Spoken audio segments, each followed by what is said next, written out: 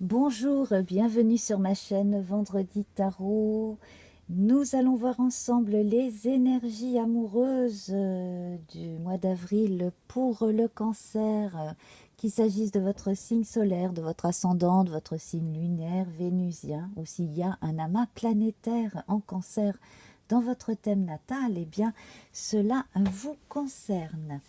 Donc, nous avions les plaisirs et les passions dans le tirage avec l'oracle Béline pour la guidance générale pour avril. Les plaisirs et les passions, ici, on est tout à fait dans le thème de la passion amoureuse et de l'envie du partage sur le plan intime, d'un partage très charnel et très sensuel. On a également la notion de plaisir au niveau des arts, donc un petit peu comme pour un ou deux autres signes, j'ai la passion du cinéma qui est là, qui me parle. Et j'ai l'impression aussi que certaines personnes ont envie de, de voir d'autres horizons. Et sur le plan sportif aussi, j'ai l'impression que l'on a besoin de bouger, de se dépenser. Alors, on va voir vraiment la partie amour sentimental avec nos 9 cartes et je saute de 4 en 4. Donc, il s'agit du grand oracle de l'amour. 1, 2, 3, 4. Alors, l'égarement.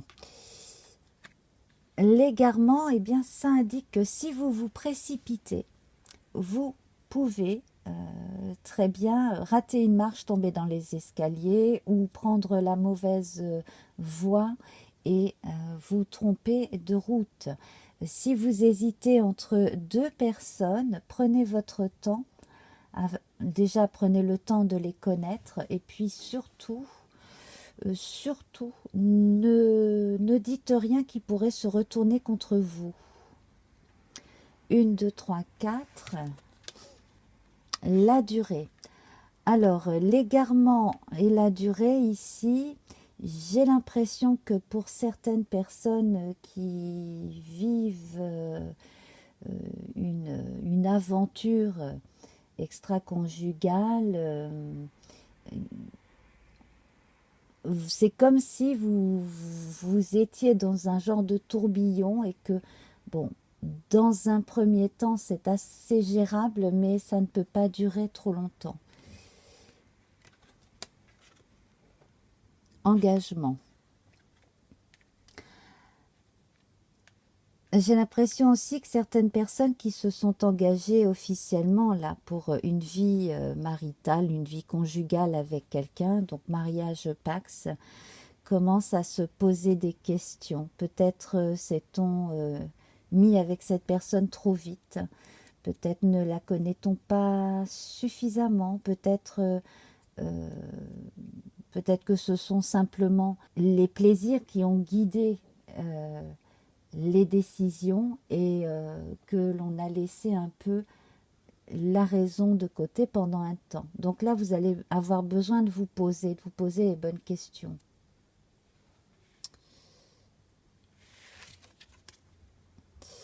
Oui, fragilité d'un engagement ici, ah, oui, ça confirme. Alors, pour les gens qui ont des enfants, des jeunes enfants également, attention à qui vous confiez la garde d'un enfant. Donc là, c'est sans parler du partenaire de vie. Attention à qui vous confiez votre enfant, garderie, nounou, etc. Il y a quelque chose là-dessus là, qui arrive. C'est une mise en garde réelle. Là, hein. Donc là, c'est une parenthèse hein, sur l'histoire de la vie amoureuse. Mais si vous avez des doutes sur quelqu'un à qui vous confiez la garde de votre fils ou de votre fille, renseignez-vous. Hein, ou simplement prétexter autre chose. Mais si vous ne sentez pas la personne, ne confiez plus votre enfant à la personne. Voilà, tout simplement. Je ferme donc cette parenthèse. L'espoir. L'espoir ici. L'espoir d'un renouveau, l'espoir aussi que l'autre avec qui on s'est engagé respecte ses engagements. Donc là, on évoque le fait de ne pas avoir eu assez de ne pas d'avoir le sentiment de ne pas avoir reçu assez d'égards venant de l'autre aussi. Également une personne du passé qui pourrait revenir, soit essayer de vous faire comprendre qu'elle voudrait revenir dans votre vie, mais ça ne serait pas forcément une bonne idée. Surtout si vous n'en avez pas envie. La légèreté. Alors ici, certains, certaines sont en quête d'équilibre entre le besoin de simplicité, de légèreté, de communication et l'envie de passion amoureuse. Voilà, on a besoin d'avoir le partenaire qui comprenne comment on fonctionne, et jusque-là, pour certains et certaines, ça n'a pas été encore le cas. L'inconstance, les enfantillages, la futilité, ça ne dure qu'un temps. Vous ne pouvez pas non plus prendre trop de choses à la légère, surtout si vous êtes un jeune adulte. Concentrez-vous surtout sur vos engagements, mais tous vos engagements, c'est-à-dire que si vous êtes étudiant, si vous travaillez, qu'on vous a confié certaines responsabilités, ne laissez pas ces choses-là de côté parce que vous avez une histoire d'amour tumultueuse. Alors la sincérité. Cette histoire d'égarement avec le labyrinthe ici me montre que vous avez besoin quand même d'organiser un peu mieux vos journées, vos rencontres, de façon à ne pas laisser le reste de côté, à ne pas négliger ce qui vous fait vivre ou ce qui sert à former votre avenir. J'en reviens maintenant au point strictement amoureux. J'ai l'impression que certaines personnes vont écrire une lettre ou recevoir un courrier, un courriel, bref, des nouvelles de quelqu'un qui bat les masques et qui dit enfin ce qu'il ou elle ressent pour vous, ou ce qu'il ou elle a ressenti avant, et les choses qu'il ou elle a besoin de savoir parce qu'il ou elle est paumé aussi.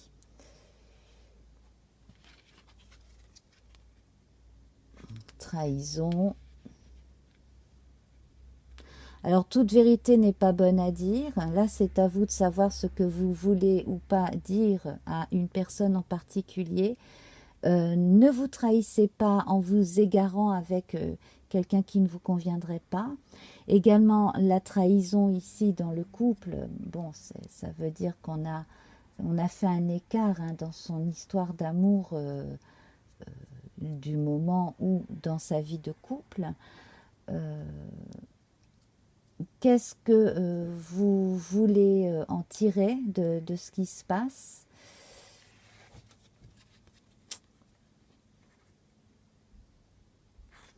Alors, on voit le couple ici et on voit les deux têtes de brosse à dents éloignées l'une de l'autre. Elles regardent vraiment dans un sens opposé, ces deux têtes de brosse à dents.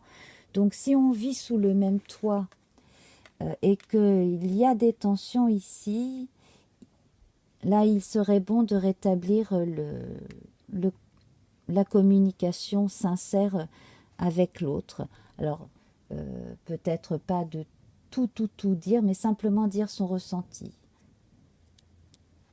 Vous avez besoin de dire ce que vous ressentez. Et là, j'en ai tiré une autre. Donc, pour les gens qui vivent une histoire extra-conjugale, s'il y a une histoire de triangle amoureux ici, effectivement, ça peut expliquer la trahison. Et puis pour les personnes en couple depuis longtemps, eh bien il y a redécouverte de l'autre sur le plan sensuel. On retombe amoureux, amoureuse de sa partenaire. Également ici, coup de foudre, là pour les célibataires, eh bien il y a un coup de cœur, un coup de foudre pour une personne. Et pour les personnes qui ont du mal à, à faire comprendre à l'intéressé hein, qu'on est amoureux, eh bien, ce serait bon justement de prendre votre courage à deux mains et d'aller le lui dire, ou de lui écrire, ou de faire comprendre d'une façon ou d'une autre. Après, si cette personne est déjà engagée, bon ben là, c'est à vous de voir. Hein. De toute façon, vous êtes l'acteur de votre vie. Mais en tout cas, voilà ce qu'il y a dans les énergies d'avril pour pas mal de gens concernés hein, par le signe du cancer. Alors, on se retrouve tout de suite après le jingle pour la réponse à votre question secrète, avec le choix entre 6 cartes. À tout de suite.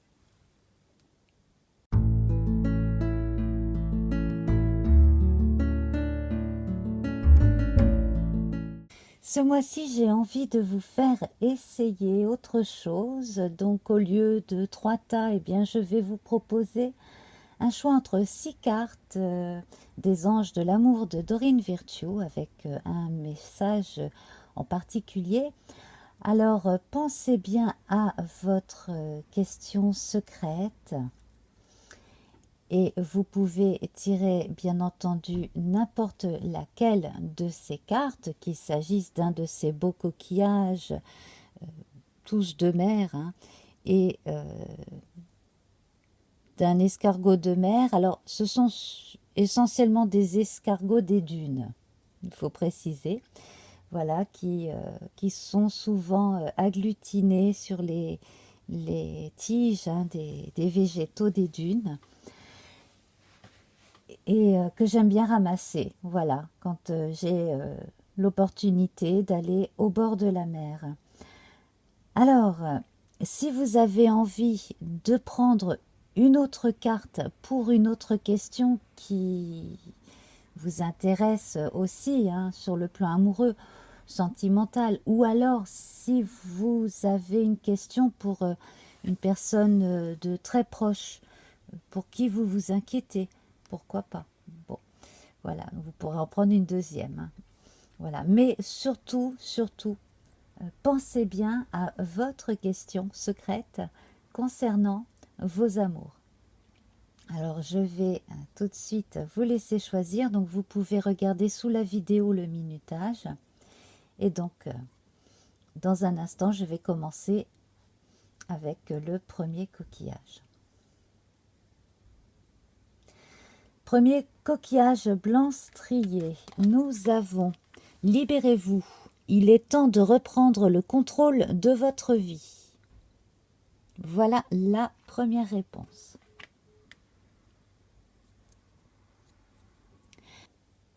Vous préférez le deuxième coquillage avec ses teintes dorées? Eh bien, allons-y.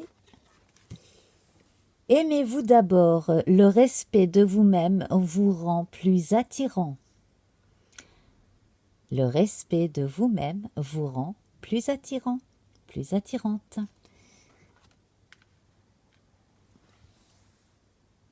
Vous avez choisi le coquillage gris. Espièglerie.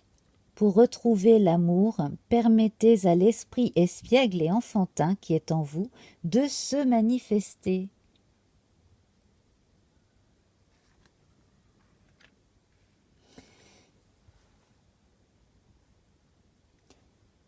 Carte numéro 4 avec le bel escargot blanc. Réconciliation. Une personne du passé revient dans votre vie.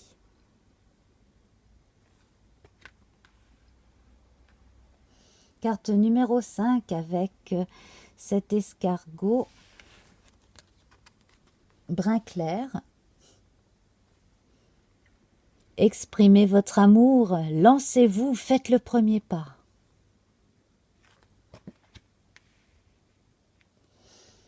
Et pour terminer avec cet escargot dodu,